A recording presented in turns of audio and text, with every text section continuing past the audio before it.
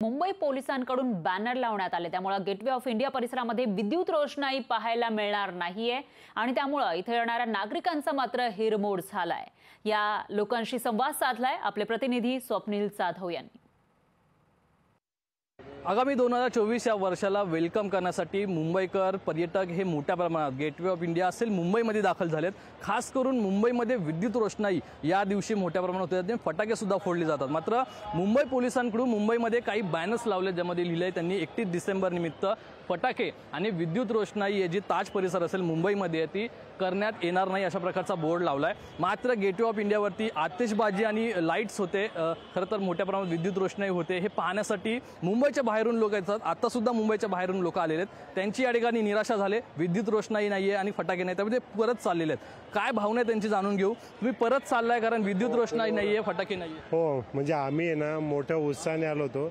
मी माझ्या फॅमिलीला घेऊन आलो होतो। आम्ही पुण्यावरून आलेलो आहे। पुण्यावरून काल आम्ही बहिणीकडे आलो, आज आम्ही संध्याकाळी इकडे आलो। पण जेव्हा आम्ही बॅनर्स बघितले, हे बोर्ड्स बघितले, आमचं एकदम मूडच गेलेलं आहे। आम्ही एवढं खास फिरण्यासाठी आलो, पण गव्हर्नमेंटनी खरं काय हरकत नाही, दरवर्षी जर का असतं तर यावर्षी पण त्यांनी काहीच हरकत नव्हती करायला। विद्युत रोषणाई असेल किंवा फटाके असेल, लहानांमध्ये मोठं क्रेज असतं। खरं तर हिला सुद्धा कुठेतरी इजा सुद्धा नाराज झालेली आहे। काय सांगशील एकूण? विद्युत रोषणाई नाहीये, फटाके सुद्धा नाही, फायरवर्क्स नाहीये, ते ठीक आहे का त्याच्याने पोल्युशन होतं, पण लाइटिंग त्यांनी दिलेली नाही। मला लाइटिंग खरं बघायची होती, पण इथे त्यांनी दिलेली पण नाही, त्यांनी बंद केलंय। हे तर माझ्यासाठी खूप दुःखाची बात आहे। तुमचं काय एकंदर? माझी फॅमिली आम्ही पुण्यावरून आलेलो आहोत आणि खास ह्या दिवसासाठी की चला आपण इथे आल्यानंतर गेट ऑफ इंडियाला आपल्याला वेगळं काहीतरी बघायला मिळतं, मुलांना लाइटिंग बघायला मिळते। लोक वर्षातला एक दिवस आनंदासाठी येतो, तर इथे लाइटिंग विद्युत रोषणाई तर नाहीच आहे, फायरवर्क्स नाही, फटाक्याने प्रदूषण होतं। एक वेळेस ठीक आहे, फटाके जर नाही वाजवले तर खूप चांगली गोष्ट आहे, पण लाइटिंग करायला हवं। कारण बघितलं पण लाइटिंग नसल्यामुळं मुलगी नाराज झाली आणि आम्हाला देखील नाराजी वाटत आहे।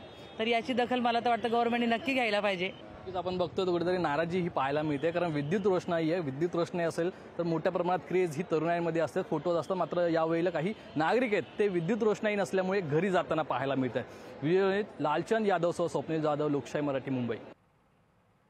तर नववर्षाच्या स्वागतासाठी गेटवे ऑफ इंडिया इथं मुंबईकर आणि बाहेरच्या लोकांनी गर्दी केलेली आहे। तरुणांकडून नव्या वर्षातील अपेक्षांबद्दल आणि गेल्या वर्षामध्ये त्यांनी नेमकं काय काय केलं याचा आढावा घेतलेला आहे आपले प्रतिनिधी स्वप्नील जाधव यांनी। 2023 या सरत्या वर्षाला बाय बाय करण्यासाठी मुंबईकर पर्यटक हे मुंबईमध्ये दाखल झालेले आहेत। मुंबईतील चौपाट्यांवरती कापसे फुललेले आहेत। त्याचाच प्रकार हा गेटवे ऑफ इंडियावरती आहे। गेटवे ऑफ इंडियावरती जर पाहिलं तर इथे सुद्धा मोठ्या प्रमाणात मुंबईकर आणि पर्यटक आहेत।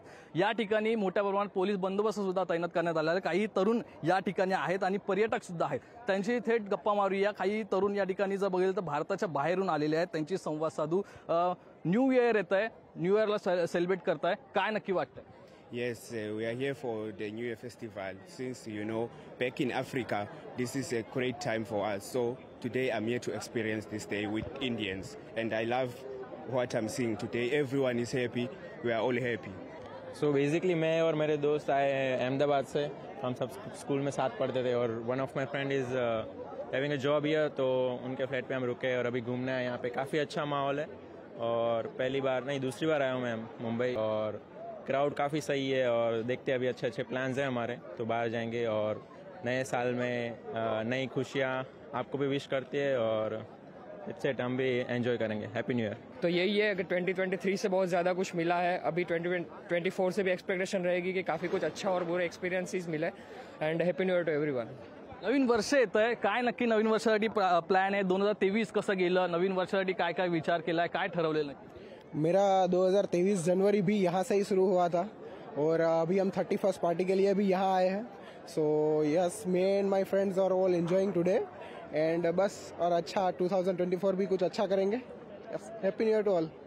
आपण बघितलं तर 2023 वर्ष सुद्धा इथून सुरुवात केली होती, आता 24 वर्षाची सुरुवात होते। अगदी काही तासांचा अवधी हा नवीन वर्षाच्या स्वागतासाठी राहिलेला आहे। सर्व तरुण या ठिकाणी एकवटलेले आहेत। एकूणच 2024 वर्षाची सुरुवात होईल तेव्हा नक्कीच या तरुणांमध्ये त्यांचा जो आनंद आहे तो द्विगुणित झाल्याशिवाय राहणार नाहीये। मात्र याकडे सर्वांचं लक्ष असणार आहे आणि ते सुद्धा लोकशाहीच्या मार्फत आम्ही तुमच्यापर्यंत पोहोचवणार आहोत। त्यासाठी लोकशाही मार्फत आपण याचा सर्वच प्रेक्षक प्रेम देतंय आणि सर्वच प्रेक्षक या ठिकाणी जे गेटवे ऑफ इंडियावरती आलेत ते सुद्धा मोठ्या प्रमाणात नववर्षाच्या शुभेच्छा देताना पाहायला मिळतात. व्हिडिओ जर्नलिस्ट लालचंद यादवसह स्वप्नील जाधव, लोकशाही मराठी, मुंबई.